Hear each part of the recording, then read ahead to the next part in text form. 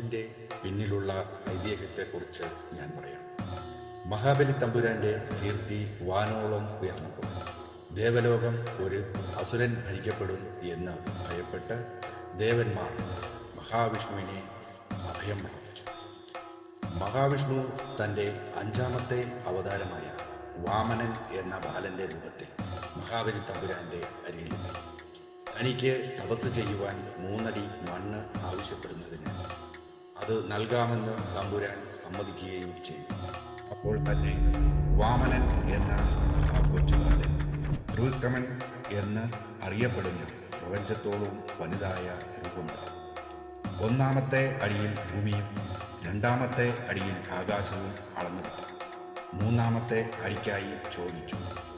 മഹാബലി തമ്പുരാൻ തൻ്റെ ശിരസ് ഒരു മടിയും കൂടാതെ ഭക്തിയാൽ സമർപ്പിക്കുകയും ചെയ്തു. അങ്ങനെ പാതാളത്തിലേക്ക് താഴ്ത്തപ്പെട്ട മഹാബലി തമ്പുരാൻ്റെ സമർപ്പണഭാവത്തിൻ്റെ അംഗീകാരം എന്ന നിലയിൽ ഒരു മന്വന്തരത്തിൽ ഇന്ദ്രനായി വാഴിക്കാമെന്നും തൻ്റെ പ്രജകളുടെ ആഗ്രഹത്താൽ വർഷത്തിൽ ഒരിക്കൽ എൻ്റെ പ്രജകളെ ദർശിക്കുവാൻ മഹാവിഷ്ണു വരദാനം നൽകി. ആ ദിനമാണ് പൊന്നിൻ ചിങ്ങമാസത്തിലെ തിരുവോണം ആയി നമ്മൾ ആഘോഷിക്കുന്നത്.